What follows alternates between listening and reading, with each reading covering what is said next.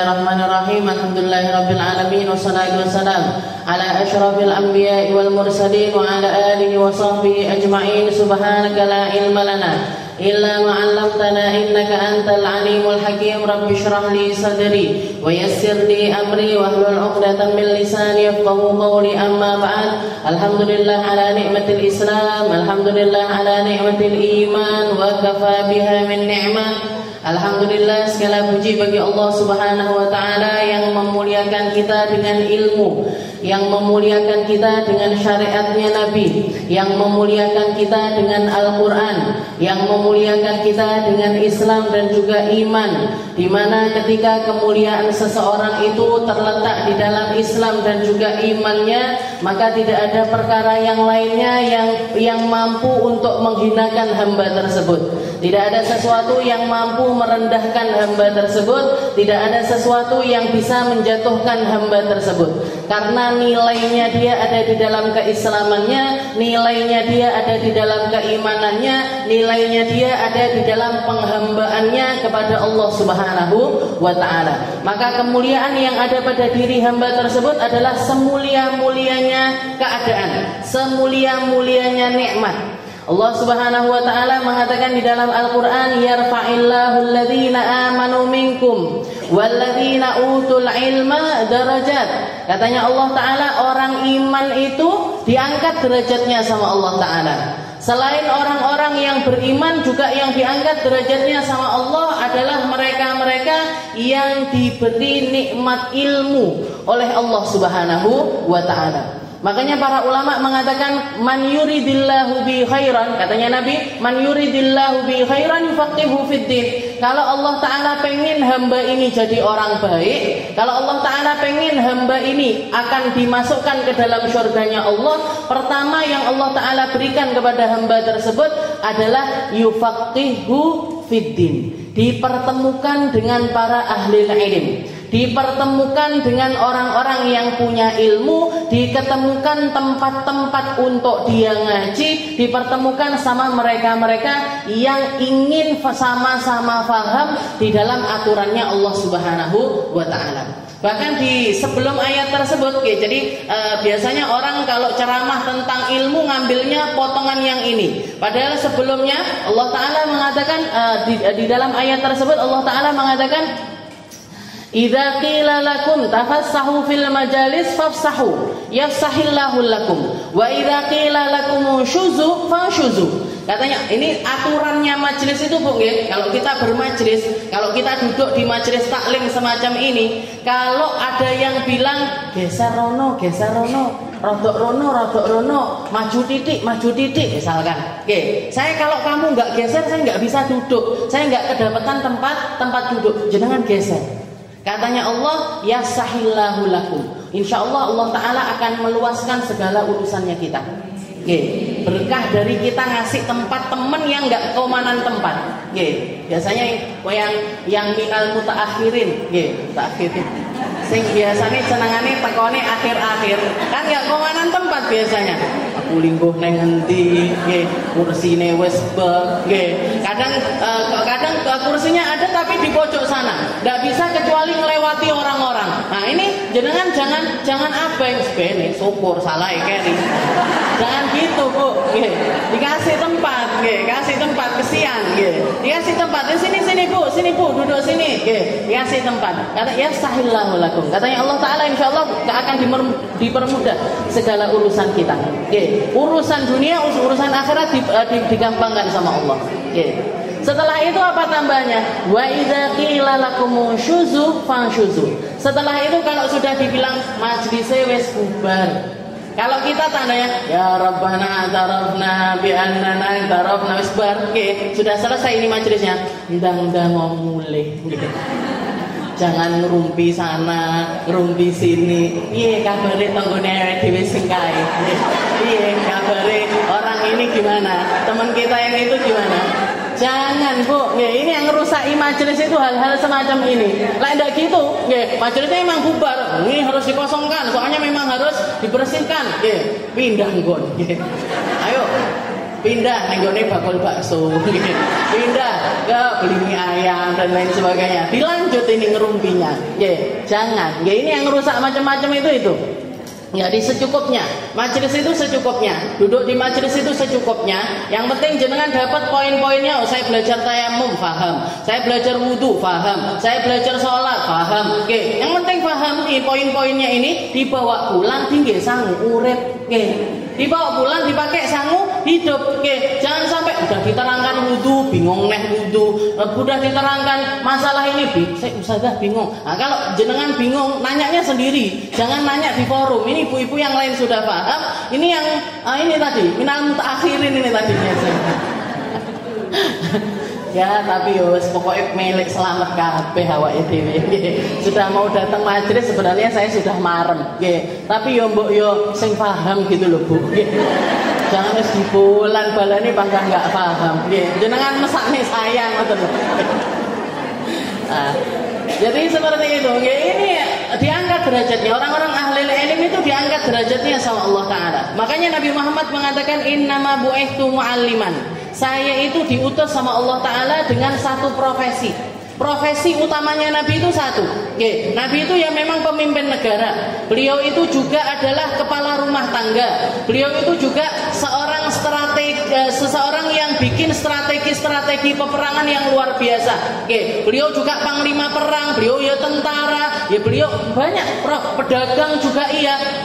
Tapi dari sekian banyak profesi itu yang diucapkan sama Nabi, innama bu'ithtu mu'alliman. Saya ini diutus jadi guru.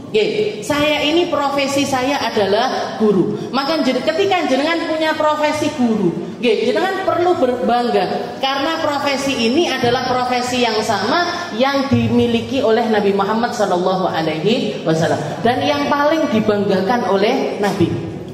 Selain itu Nabi Muhammad ini sebagai guru juga sebagai tauladan juga sebaik-baik guru.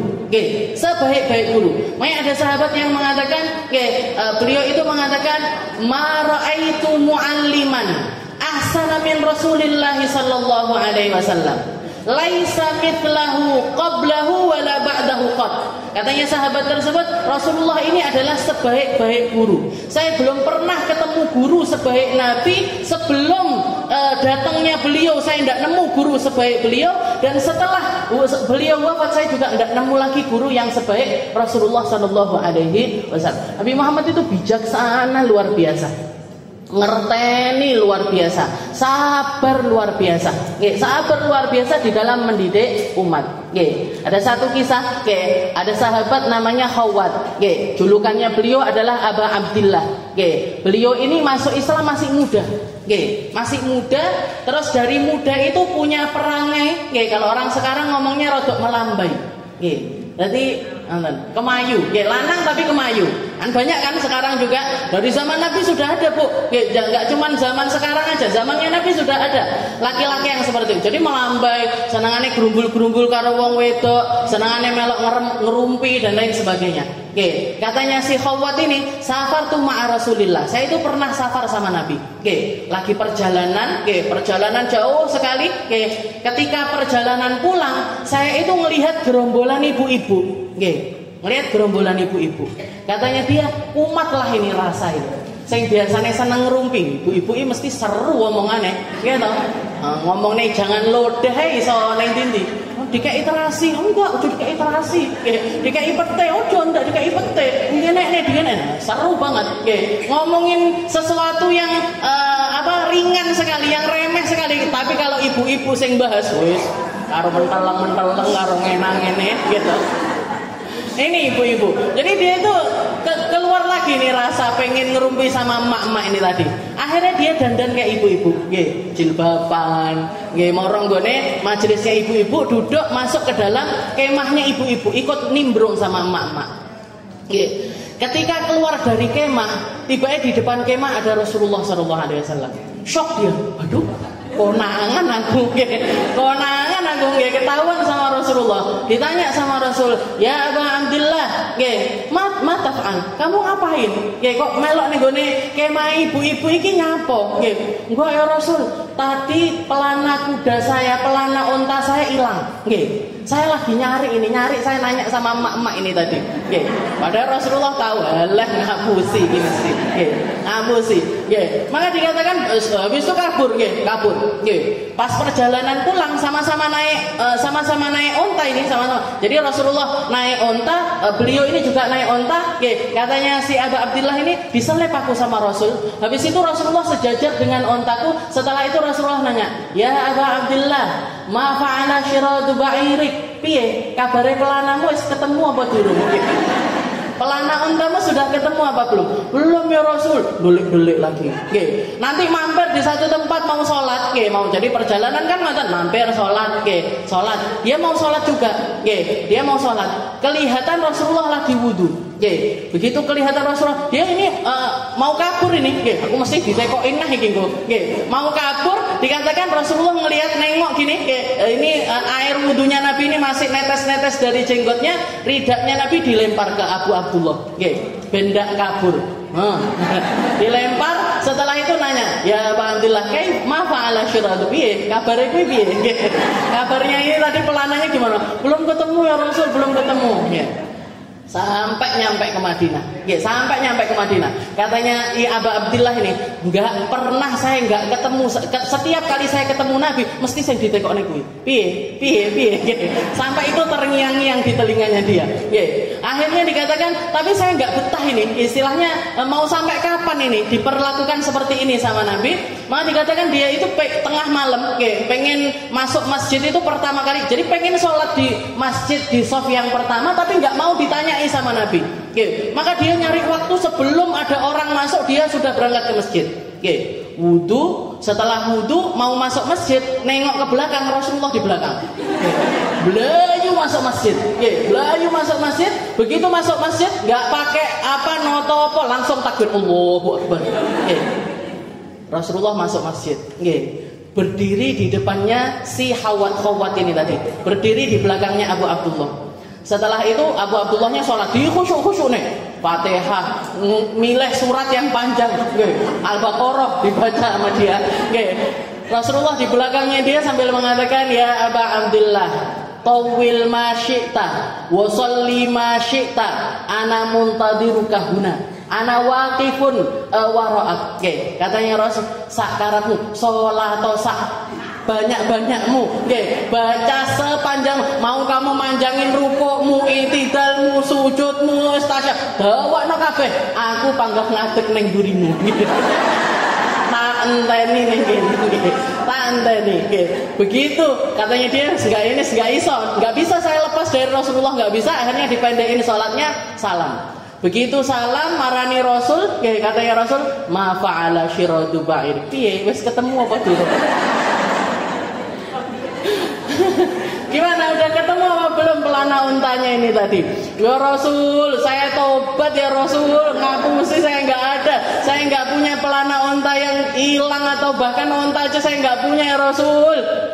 "Terus kamu kemarin itu gimana?" "Ya itu ya Rasul, saya kemarin itu mek ndelok ibu-ibu kok seru sekali, saya ikut ngobrol sama mereka." Nggak bisa ini ya Rasul, ini bawaan hati, ini nggak bisa saya. Terus gimana? Akhirnya didoakan sama Rasul. Didoakan sama Nabi, dipegang dadanya. Setelah itu dikatakan semenjak hari itu sudah lepas. Rasa aku seneng lingguh-lingguh ambek emak-emak, suka gerumbul-gerumbul sama ibu-ibu itu sudah lepas dari. Jadi melambainya sembuh, didoakan sama Rasulullah Sallallahu Alaihi Wasallam. Jadi seperti itu caranya Nabi. Jadi jenengan kalau jadi guru, muridnya nggak cuma diajar, bukan cuma dikasih ilmu, tapi juga didoakan. Didongakne biar dapat hidayah, biar bisa lepas dari maksiat, biar bisa lepas dari kesalahan, didoakan. Ini sesuatu yang paling manjur yang Rasulullah lakukan untuk melepaskan para sahabatnya dari kesalahan-kesalahan mereka. Didoain sama Nabi Muhammad sallallahu alaihi wasallam. Makanya para sahabat mengatakan, "Ma ra'aitu mu'alliman mithlahu qad." Saya enggak pernah melihat guru yang seindah Nabi. dari doa-doanya, dari kalimat-kalimatnya, dari cara mengajarnya. Nggih, ini jadi Rasulullah nggak marahin sama sekali. Ojo ngono, ojo kumpul karo ibu-ibu, ojo. Nggak ada kalimat itu sama sekali. Cuman setiap ketemu disindir gitu. Ma fa'ala syiratu ba'ir. Piye kabare kuwi? Cuman gitu aja, sembuh apa yang ada di dalam diri laki-laki tersebut. Nggih. Makanya ketika kita belajar ilmunya Nabi, nular Bu, nggih, sabarnya Nabi nular. Bijaknya Nabi nular, doa-doanya Nabi nular, gimana beliau begitu lapang di dalam menghadapi segala sesuatu, nular. Ketika apa? Ketika kita belajar ilmunya Rasulullah SAW dari siapapun, jangan belajar dari guru manapun, jangan belajar sama ustadz manapun atau ustadzah manapun. Ketika yang mereka bawa adalah ilmunya Nabi, berarti yang mereka bawa adalah cahayanya Rasulullah SAW. Maka ketika kita ngambil cahayanya Nabi, ayo lepas semua kegelapan di dalam diri kita. Habis semua kesalahan-kesalahan yang ada di dalam diri kita. Insya Allah kita akan bisa berbenah sedikit demi sedikit. Makanya ketika jenengan punya atau sudah ketemu majelis yang klik, klik ini di dalam hati saya klik ini. Maka pertahankan majelis itu. Niatkan untuk istiqomah ada di dalam majelis itu sampai akhir hayat kita. Karena belum tentu, istilahnya ustadz banyak ilmu itu, jangan kalau mau belajar ilmu, pengen nyari pengetahuan, buka Google aja ketemu semua. Buka Google, buka apalah semuanya di media sosial, jangan akan ketemu. Tapi kalau rasa di dalam majelis itu nggak akan ketemu kecuali kita dapat dari guru-guru yang nyambung sama Rasulullah SAW. Kita lanjutkan pembahasan kita. Jadi kemarin kita bahas tentang masul khuf, atau basuh, bukan al-masah, membasuh di atas khuf, di atas semacam sepatu seperti itu. Dan yang dibasuh itu bukan bagian bawahnya tapi bagian atasnya. Jadi khuf itu yang dibasuh bagian atasnya. Makanya Imam Ali mengatakan kalau misalkan syariat itu pakai logika, idza kanat syariatu bil akal, kalau syariat itu yang dipakai adalah akal, maka yang perlu dibasuh dari khuf itu bukan atasnya tapi bawahnya. Karena yang kotor mesti bawah. Tapi kenapa kok yang dibasuh adalah atasnya? Tapi syariat itu pakainya adalah iman. Kayak jenengan kentut megang laki-laki atau kencing. Perlu apa? Perlu cukup wudu aja, nggak perlu mandi. Nggak perlu mandi. Tapi kalau misalkan keluar mani, keluar maaf istilahnya inzal, keluar sperma, maka yang diwajibkan adalah mandi. Jenengan istilahnya kalau kita pakai logika antara mani sama kotoran, kencing ataupun BAB, itu kan lebih menjijikkan kencing ataupun juga BAB, gitu. Baunya, dari segi baunya, dari segi banyaknya. Kalau sperma paling cuma sedikit, tapi kalau kencing atau BAB kan banyak. Kalau misalkan orang mau pakai logika, yang gede-gede yang pakai mandi, yang kecil-kecil yang pakai wudu. Nah ini kan repot sekali kita. Setiap kencing, setiap BAB adus, jangan pipis adus, ngentut adus, repot. Tapi kalau istilahnya kalau mani ini kan jarang-jarang keluar, dari situ kewajiban mandi. Tapi kalau misalkan kencing ataupun bahkan kentut pun, bahkan ini Pak ulama sekarang juga mengatakan, jangan lihat kita kentut, cuman wajibnya wudu itu yang dibasuh muka, padahal yang kentut pantatnya, yang kentut pantatnya, tapi yang benar dibasuh mukanya. Kenapa? Karena memang syariat ini nggak pakai logika. Syariat ini pakainya adalah iman. Yang pertama kali yang mendominasi kita untuk melakukan syariatnya Allah Ta'ala iman. Nggak punya iman nggak bisa. Orang nggak punya iman nggak bisa sholat. Orang nggak punya iman nggak bisa puasa. Orang nggak punya iman nggak bisa zakat. Orang nggak punya iman nggak bisa berangkat haji umroh. Karena apa? Karena nggak punya kepercayaan kepada Allah Subhanahu wa Ta'ala. Nah, setelah babul khuf, kita sekarang masuk ke babut tayammum. Bab yang masih masuk di dalam kategori rukhsut taharah atau rukhsah, keringanan-keringanan yang Allah Ta'ala berikan kepada umat. Ya, yaitu adalah tayamum. Tayamum ini apa? Tayamum lughatan al-qasad. Wa minhu qaulu syair tayammamtukum lamma faqadtu ulin nuha. Wa man lam yajid ma'an tayammama bit-turabi. Nggih. Jadi kalau secara bahasa tayamum itu adalah al-qasad. Nggih. Qasad itu bermaksud. Kayak perkataan syair mengatakan tayammamtukum lamma faqadtu ulin nuha. Saya ketika nggak ketemu orang yang saya belajar, saya akan menemui kalian. Yes. Ketika saya menemukan masalah-masalah di dalam kehidupan saya, yang saya tuju adalah para ahli ilm. Okay. Orang-orang yang punya ilmu. Saya punya masalah di dalam rumah tangga saya nanya sama guru tentang rumah tangga. Saya punya masalah di dalam ibadah saya mendatangi guru ahli ibadah. Jadi saya mendatangi orang-orang sesuai dengan kebutuhan saya. Sebagaimana kalau orang nggak ketemu air, dia boleh melakukan tayamum. Jadi sama bahasanya. Tayammamtukum ay qasadtukum.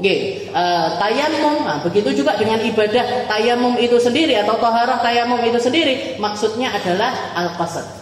Jadi beda sama wudu. Kalau wudu seperti yang kemarin kita bahas, wudu itu airnya netes air yang marani kita atau kita yang marani air, sah wudu kita. Tapi kalau tayamum nggak bisa, kita yang harus marani debu tersebut. Nah, itu secara bahasa. Secara syariat apa? Isalut turab ilal wajhi wal yadain min ayyi makan biniyatin makhsusah. Kalau menurut mazhabnya Imam Syafi'i, yang namanya tayamum itu adalah isalut turab, menyampaikan debu ke wajah dan juga tangan, wajah sama tangan aja. Nggak ada tayamum bagian lain, itu nggak ada. Al-wajah wal yadain min ayyi makan, dari bagian manapun, biniyatin makhsusah, dengan niat tertentu. Jadi tayamum itu mau sebagai pengganti wudu ataupun sebagai pengganti mandi, tetap yang dibasuh cuman wajah sama tangan. Yang diusap pakai debu cuman wajah sama tangan saja. Sikile Ustazah, sikile sudah masuk. Pahanya sudah masuk. Perutnya sudah masuk. Padahal kalau mandi itu kan wajib seluruh badan. Maka nggak perlu jenengan saya tayamum ganti mandi. Guling-guling di atas pasir. Seperti yang dilakukan salah satu sahabatnya Nabi, namanya Ammar bin Yasir. Ammar bin Yasir ini budak. Nah, dulunya budak. Punya bapak juga budak, punya ibu juga budak. Walaupun mereka orang-orang yang ada di bawah kepemilikan orang lain, tapi mereka orang-orang yang mulia karena imannya. Jangan kenal ibunya Ammar bin Yasir ini perempuan pertama yang mati dalam keadaan syahid, yaitu Sumayyah. Sumayyah lagi hamil besar, dibunuh, ditusuk perutnya pakai tombak, masuk ke perut, keluar lewat punggungnya. Ini ibunya Ammar bin Yasir. Abahnya juga disiksa sampai mati. Ammar sendiri juga disiksa tapi nggak sampai mati. Maka dikatakan setelah abah ibunya meninggal, beliau ikut sama Rasulullah SAW bahkan sampai ke hijrah ke Madinah. Dikatakan ketika belajar tentang tayamum sudah dengar tentang tayamum, tapi belum pernah praktek tayamum. Maka dikatakan ketika Rasulullah pernah nyuruh dia pergi ke satu daerah, di pas perjalanan, pas malam hari dia junub. Maaf istilahnya berhadas besar, hubungan sama istrinya. Akhirnya kan mau sholat subuh kan otomatis harus mandi. Mau mandi airnya nggak cukup. Akhirnya dia pergi ndelik, istilahnya pergi jauh dari rombongan, baru dilepas bajunya semuanya, guling-guling, gelundung-gelundung di di padang pasir, gelundung-gelundung. Begitu selesai, habis itu dia sholat. Begitu nyampe Madinah nanya sama Rasul, ya Rasul, benar apa enggak tayamum saya? Gimana tayamum saya? Gelundung-gelundung kayak hewan gitu ya Rasul, kayak kucing kalau gelundung-gelundung. Katanya Rasul ketawa, setelah itu mengatakan nggak perlu kayak gitu wahai Ammar. Kalau misalkan orang tayamum itu cukup nepuk tanah, satu untuk wajah, satu lagi untuk kedua tangannya. Kafain, al-wajh wal kafain. Maka dia sendiri geli sendiri. Tapi nggak disuruh ngodok sama Rasul. Karena memang dia melakukannya karena nggak ngerti. Jadi tayamum itu sebagai pengganti mandi ataupun juga sebagai pengganti wudhu, caranya sama. Cuman ngambil tanah, basuh wajahnya, ngambil tanah lagi, basuh kedua tangannya. Itu aja. Biniyatin makhsusah, dengan niat tertentu. Wa ahkamu tayammum arba'ah, wajib idza khafal halak. Sekarang tayamum ini ada beberapa sebab. Tayamum itu ada beberapa sebab. Yang pertama adalah faqdul ma, atau ketidakadaannya air, atau enggak ada air sama sekali. Walaupun sudah nyari dia tetap enggak ketemu air. Jadi ini namanya adalah faqdul ma hissan. Tidak ada air ini baik secara hissi ataupun secara maknawi, maka itu diperbolehkan untuk melaksanakan tayamum. Hissan ini gimana? Hissan ini memang dia nyari air. Jadi misalkan dia di rumah, nyari air, mati semuanya, enggak ada. Sudah pergi ke tetangganya sampai sekitar 100 meter, nggak ada semuanya. Kedengeran kalau di daerah sekitar 300 meter ada, maka dia berangkat ke sana, ternyata di sana juga nggak ada air. Maka setelah pencarian air dan nggak ada nemu itu tadi, maka dia diperbolehkan untuk melaksanakan tayamum. Atau airnya ada, tapi tidak bisa dipakai. Yang kedua, maknawian, atau ada air tapi tidak bisa digunakan untuk tayamum karena berbagai macam sebab. Sebabnya misalkan, yang pertama adalah wajadal ma walakin yahtaj ilaihi li'atshi hayawanin muhtaram. Sama kayak nanti yang terakhir. Ada airnya tapi air ini dibutuhkan untuk minum. Dibutuhkan untuk minum, atau dibutuhkan untuk masak, dibutuhkan untuk perkara yang sifatnya itu kebutuhan yang lebih utama lagi. Maka boleh bagi dia untuk membiarkan air tersebut, setelah itu dia melaksanakan tayamum. Boleh. Yang kedua, au wajada yuba'u bi aktsar min tsamanil mithil, atau ada airnya, tapi dijualnya lebih dari harga misilnya, harga normalnya. Misalkan jenengan butuh air, nggak ada air ini, di mana-mana nggak ada air. Jenengan butuh air, saya jual air. Saya penjual air. Bu, jenengan mau wudu? Ya Ustazah, saya mau wudu. Ini saya punya air. Dalwa water ini 500 mili ini, harganya misalkan 5.000. Harganya normalnya harga 5.000. Ya udah Bu, enggak apa-apa. Jangan, kalau memang butuh air, saya punya air. Tapi tak kasih harga 50.000 per botol. Saya, Ustazah, larang ya Ustazah. Gimana ini? Kok mahal sekali 50.000? Saya cuma punya duit 100.000. Saya punya duit 100.000. Dan saya butuh juga untuk minum. Maka nggak apa-apa. Jangan misalkan membelinya untuk minum saja, sholatnya dengan cara tayamum. Kenapa? Karena ada air, tapi harganya nggak masuk akal. Penjualnya saya lagi. Penjualnya saya lagi. Jadi harganya mahal sekali. Maka boleh jenengan meninggalkan untuk membeli air dan melaksanakan sholat dengan cara tayamum. Ayuba bitan aktsar min tsamanil. Awwajalu kana bainahu wa bainal mani'un kasabu. Atau ada air tapi antara dirinya dengan air tersebut ada penghalang. Kayak misalkan sekarang kita ngumpul di aulanya Al-Fatah seperti ini. Datang waktu zuhur mau sholat. Kamar mandinya kan di depan situ. Jadinya kan toiletnya kan ada di depan situ. Tahu-tahu di depan pintu aula ini datang harimau. Enggak siji, 5. Ada harimau 5 di situ. Jenengan gimana ini? Numbalnya siji saja. Ditumbalkan satu biar yang lainnya bisa wudu, nggak perlu. Gimana ini? Sudah masuk waktu duhur, sudah hampir masuk waktu asar. Ini harimaunya nggak pergi-pergi. Gimana ini? Nggak mau wudu, nggak bisa, air nggak ada. Gimana ini? Silahkan tayamum, sholat pakai tayamum. Ini namanya faqdul ma'nawiyan. Jadi ada airnya, tapi kita mau menggunakan air itu tadi nggak bisa. Entah karena harganya mahal, entah karena butuh untuk minum yang lain, bisa juga karena ada penghalang yang menghalangi antara kita dengan air tersebut. Walakin khafal marad min istimali, atau juga karena dia sakit. Kalau pakai air sakit. Nah, itu juga termasuk faqdul ma' ma'nawiyan. Setelah itu yang kedua adalah karena sakit. Jadi karena sakit ini gimana? Ahkamu tayammum halal marad thalatha. Wajib idza kana yakhaful halak min istimalil ma'. Yang pertama, orang wajib tayamum kalau misalkan dia tahu penggunaan air itu akan membuat dia itu binasa. Dokter udah bilang, misalkan orang sakit luka bakar misalkan, sebadan kena luka bakar. Dokter bilang, Bu, Pak, ini nggak boleh kena air sama sekali. Kalau jenengan kena air, lukanya ini kena air, bisa tambah bernanah, tambah benyenyek misalkan, sehingga bisa meninggal dunia. Maka hukumnya tayamum di situ hukumnya adalah wajib. Nggak boleh. Tapi aku ndak marem lek nggak kadek banyu misalkan. Nah, gimana? Nggak boleh.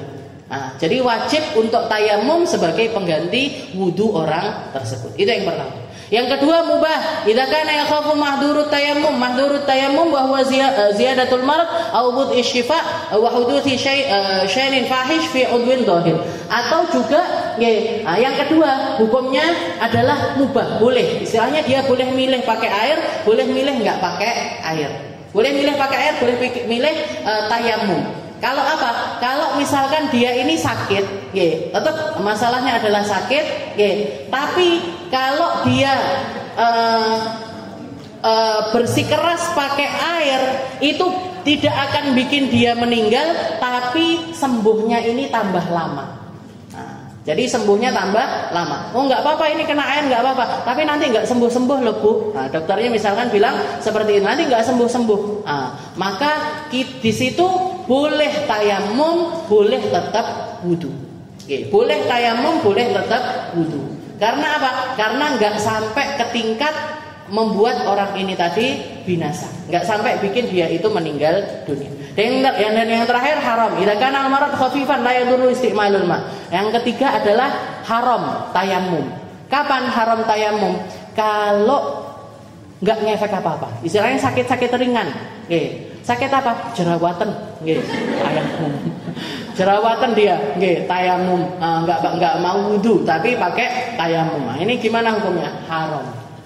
Jadi sakit-sakit yang ringan, maka tetap mewajibkan dia untuk wudu. Itu tetap harus wudu, nggak boleh diganti dengan tayamum. Itu yang kedua, sebab tayamum yang kedua. Dan sebab tayamum yang ketiga adalah ihtiyajuhu ilaihi li arsy hayawanin muhtaram. Kita butuh air yang dipakai untuk minum, dan yang minum ini adalah hayawan muhtaram. Perlu saya jelaskan dulu, manusia ini kalau di dalam ilmu mantik, masuk di dalam kategori hayawan, masuk di dalam kategori hewan. Kita ini hewan Bu. Cuman bedanya apa? Kita ini disebutnya hayawanun natiq, hewan yang bisa ngomong. Kalau hewan yang lain itu nggak bisa ngomong, mek cuit-cuit aja. Maka dia namanya adalah sama-sama hewan. Karena apa? Karena kebutuhannya mirip-mirip sebenarnya.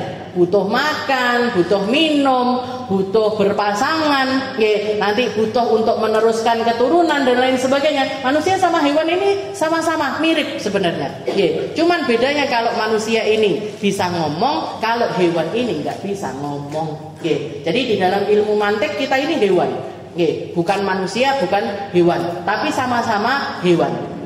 Cuman yang ini bisa ngomong, yang ini nggak bisa ngomong. Makanya di dalam ilmu fikih, dalam bab ini manusia termasuk dikategorikan sebagai hewan, hayawan muhtaram.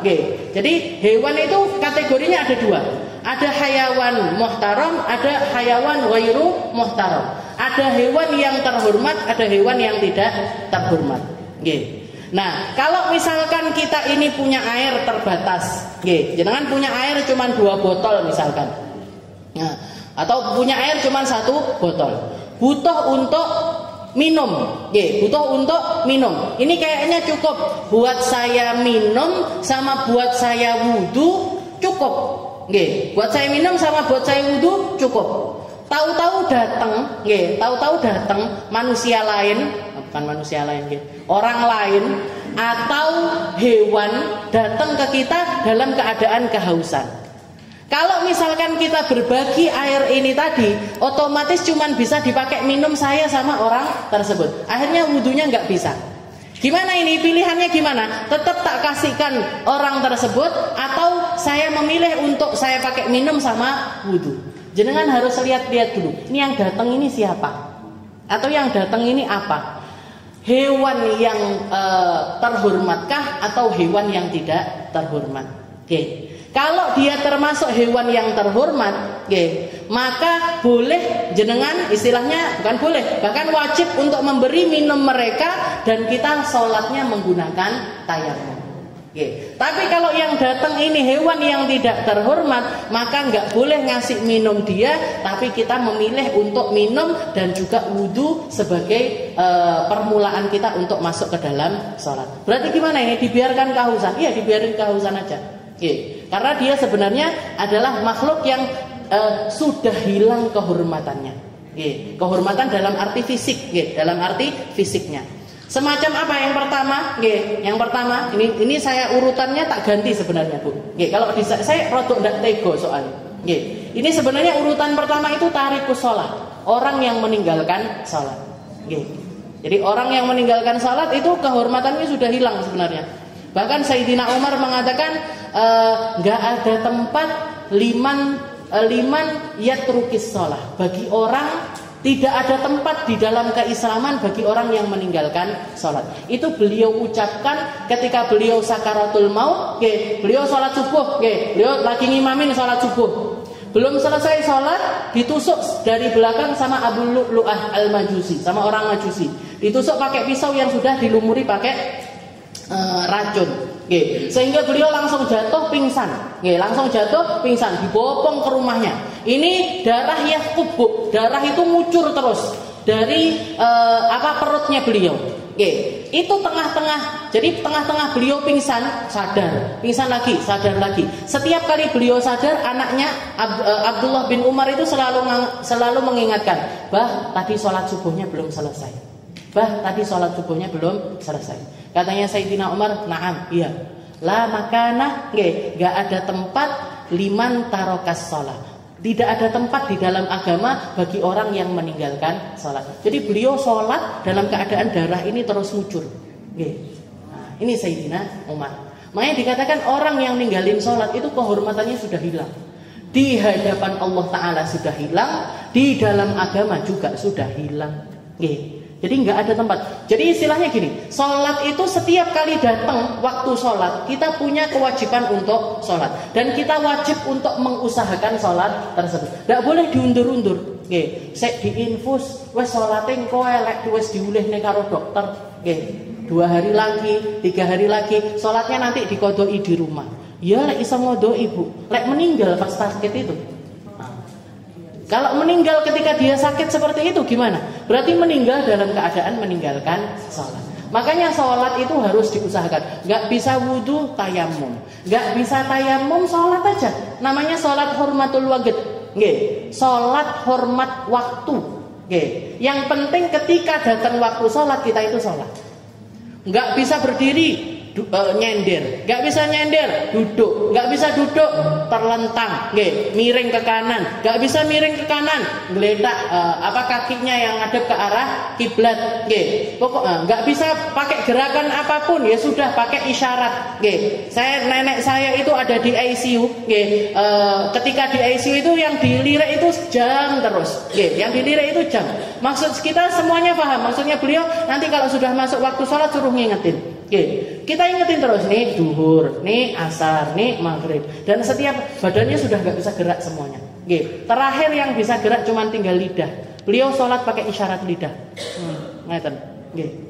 Sholat pakai lidah. Nanti kalau sudah bahkan atau enggak ada satupun anggota, kalau bisa pakai kedipan mata, bisanya pakai jari, pokoknya mana yang masih bisa gerak tetap sholat. Enggak bisa sama sekali, enggak bisa yang gerak sama sekali, berarti sholat pakai hati. Enggak bisa sholat pakai hati, disolati. Esbar, the end, nggih. Intaha, the end sudah, nggih. Habis sudah umurnya. Berarti tinggal disolati. Bahkan setelah kita mati pun kita wajib untuk disolati. Nggih. Jadi tarikus shalah itu termasuk di dalam kategori hayawan ghairu muhtaram. Hewan yang nggak perlu dihormati. Jadi misalkan ada orang nggak sholat, ini air buat apa? Buat saya wudhu apa buat ngasih minum orang ini? Buat wudhu aja. Nggak usah ngasih minum orang yang meninggalkan sholat tersebut. Makanya kita ilmu ini tadi buat kita belajar gimana caranya biar bisa sholat sampai mati.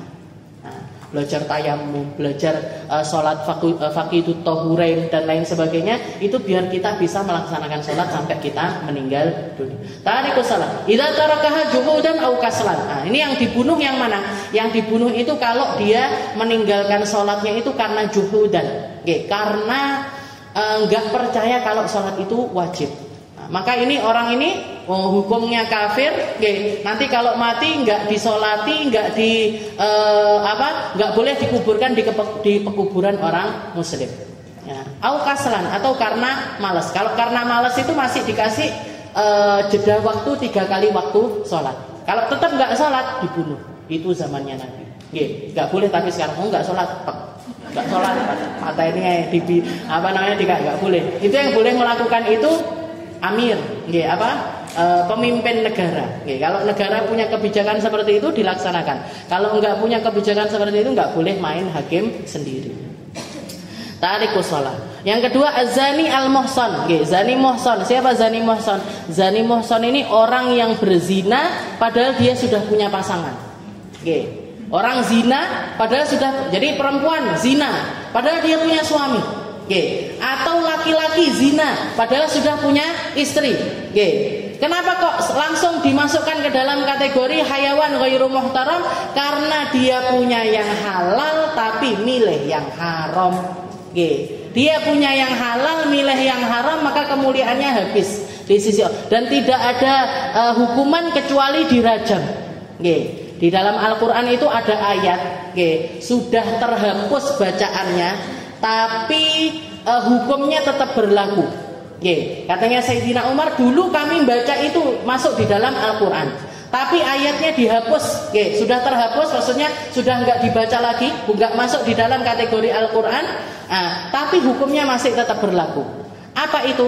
Asy-syaikhu wasy-syaikhatu idza zanaya farjumuhuma albattah. Katanya Nabi Muhammad, kalau ada orang tua laki-laki berzina atau orang tua perempuan berzina, zanaya farjumu, maka dirajam sampai mati. Dirajam itu gimana? Dirajam itu badannya dimasukkan ke tanah sampai sebahu. Habis itu orang-orang disuruh ngelempari dia pakai batu, sampai kapan? Sampai mati. Jadi nggak ada hukuman kecuali ya dihabiskan nyawanya. Kenapa ya? Karena itu tadi, karena dia punya yang halal tapi milih yang haram. Tapi kalau pezina ini pezina yang belum pernah menikah, orang zina tapi dia belum ada di dalam ikatan pernikahan, ini hukumannya adalah dirajam.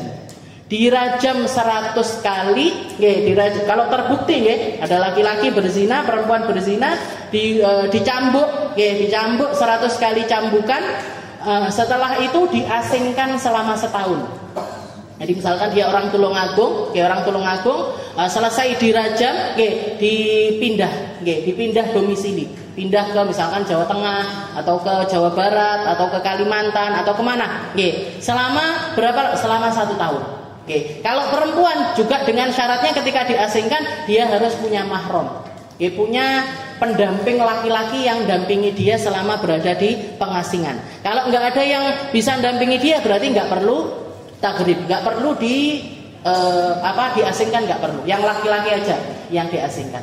Nah, ini hukumnya Al-Quran semacam itu. Makanya dikatakan ini perempuan pezina yang muhson tapi, yang sudah pernah menikah atau ada di dalam ikatan pernikahan, itu kehormatannya hilang. Kalau kehausan nggak usah dikei ngombe. Azani muhsan. Dan yang ketiga al-kafirul harbi. Kafir harbi ini orang kafir yang perlu untuk diperangi. Di Indonesia nggak ada. Jadi kita semuanya ada di bawah naungan undang-undangnya pemerintah Indonesia, maka tidak ada satupun orang kafir di Indonesia yang patut untuk diperangi. Semuanya adalah orang-orang yang zimmi namanya. Al-kafir az-zimmi. Kafir yang kehormatannya ini dijaga sama negara. Dan yang keempat murtad, wa huwa alladzi qata'a al-islam bi niyatin aw qaulin aw fi'lin. Yang keempat adalah orang murtad. Udah orang Islam keluar dari agama Islam, enggak terhormat. Dan yang kelima al-kalbul aqur. Al-kalbul aqur ini anjing yang liar. Kalau anjing dipelihara sama orang, peliharaannya orang, maka dia termasuk hayawan muhtaram, termasuk hewan yang dihormati. Jadi kalau kehausan dikasih minum. Kalau yang liar-liar, nah itu yang nggak dikasih minum. Jangan bayangkan orang yang ninggalkan sholat, pezina itu bahkan lebih rendah dibandingkan anjing.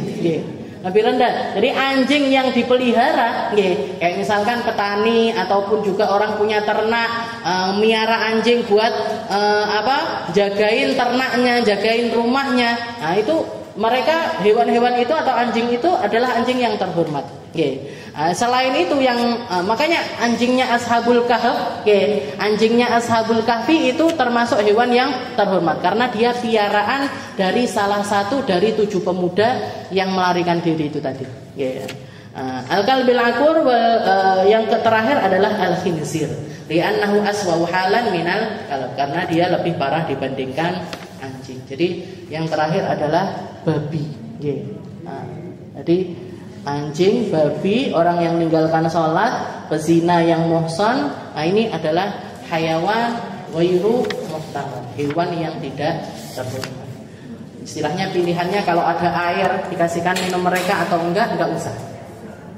Untuk orang-orang ini. Tapi enggak usah ngorek-ngorek aibnya orang. Di sino pondak arep tak kayak ngombe, enggak usah habis. Atau jangan bikin kayak Jumat berkah dan lain sebagainya. Buktikan kamu berzina atau tidak, atau buktikan kamu sholat atau enggak. Tidak ditekoki enggak usah. Kalau kita tahu, itu istilahnya kita memperlakukan mereka seperti itu dan kepepet istilahnya. Kalau memang airnya banyak enggak apa-apa aja dikasih. Ini karena keadaan ini seperti ini karena pilihannya kalau antara wudhu atau dipakai untuk minum yang lainnya. Jadi kalau lagi nggak kepepet, jangan punya air sak dus. Ini ada orang datangnya, silahkan kasihkan aja. Ini kalau lagi kepepet ya. Dan biasanya karena kita ini tinggal di Indonesia, air banyak, air melimpah. Jadi mungkin hal-hal semacam ini insya Allah nggak akan terjadi kepada kita. Wallahu a'lam bishawab. Insyaallah nanti selanjutnya syurutut tayammum, furudut tayammum, tentang fardu-fardunya tayammum, syarat-syaratnya tayammum dan lain sebagainya. Insyaallah kita lanjutkan di pertemuan yang selanjutnya.